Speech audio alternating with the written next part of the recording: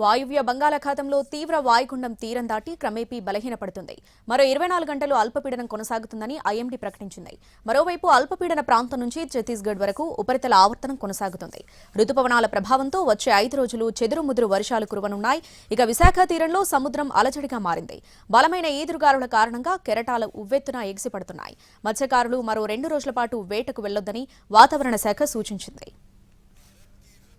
దీనికి సంబంధించి మరిన్ని వివరాలు మా ప్రతినిధి రవిచంద్ర అందిస్తారు. తీవ్ర వాయుగుండం అర్ధరాత్రి దాటిన తర్వాత పశ్చిమ బెంగాల్లోని సాగర్ ఐలాండ్స్ దగ్గర తీరాన్ని దాటింది. ఆ ఉపరితల ఆవర్తనాలు ఎక్కడైతే తీవ్ర వాయుగుండ ప్రాంతం ఉందో అక్కడి నుంచి కొనసాగుతున్నాయి. అది ఛత్తీస్గఢ్ వరకు వ్యాపించి ఉన్న కారణంగా తెలుగు రాష్ట్రాల్లో వచ్చే 5 రోజుల పాటు మోస్తరు నుంచి చెదురుమదురు వర్షాలు కురుస్తాయని భారత వాతావరణ శాఖ అంచనా వేసింది. మరోవైపు తీవ్ర వాయుగుండం తీరాన్ని దాటినప్పటికీ దాని ప్రభావం ఉధృతి కొనసాగుతోంది. విశాఖలో సముద్రం అలజడి సృష్టిస్తోంది. పెద్ద ఎత్తున అలలు ఎగిసిపడుతున్నాయి. గంటకు 30 నుంచి 50 కిలోమీటర్ల వేగంతో బలమైన ఈదురుగాలులు వీస్తున్న కారణంగా సీ అంతా కూడా రఫ్గా మారింది. ప్రస్తుతం కోస్టల్ బ్యాటరీ దగ్గర సముద్ర ఉధృతిని చూడవచ్చు. పెద్ద ఎత్తున అలలు ఎగిసిపడి తీరానికి రక్షణగా ఉన్న రాళ్లను తాకుతున్నాయి. ఈ స్థాయిలో అలలు ఎగిసిపడడం ఇటీవల కాలంలో ఇదే తొలిసారి.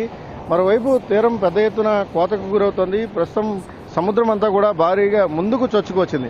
అంటే కొన్ని మీటర్ల మేర ముందుకు చొచ్చుకుని వచ్చిన కారణంగా తీరం అంతా కూడా సముద్రం ముంచేస్తున్న పరిస్థితి కనిపిస్తోంది. సీజన్ మారిన ప్రతిసారి విశాఖలో తీరం కోతకు గురవడం అనేది సాధారణంగా మారింది. దానివల్ల బీచ్ రోడ్డు మొత్తం తన రూపాన్ని కోల్పోయే పరిస్థితి కూడా ఏర్పడుతోంది. పెద్ద ఎత్తున అలల తాకిడి వల్ల నష్టం వాటిల్లే పరిస్థితులు ఉన్నాయి. ప్రస్తుత వాతావరణ మార్పుల కారణంగా సముద్రం అంతా కూడా భారీగా ముందుకు చొచ్చుకురావడం, అలలు పెద్ద ఎత్తున ఎగిసిపడుతున్న పరిస్థితి స్పష్టంగా మనం చూడవచ్చు. ఇదే వాతావరణం మరికొద్ది రోజుల పాటు కొనసాగే అవకాశం ఉంది. అయితే వర్షాల ఉధృతి క్రమేపీ తగ్గుముఖం పడుతుంది. ఒక వారం రోజుల పాటు విరామం లభించే అవకాశం ఉంది. ఇది రైతులకు చాలా సానుకూలమైన వాతావరణం.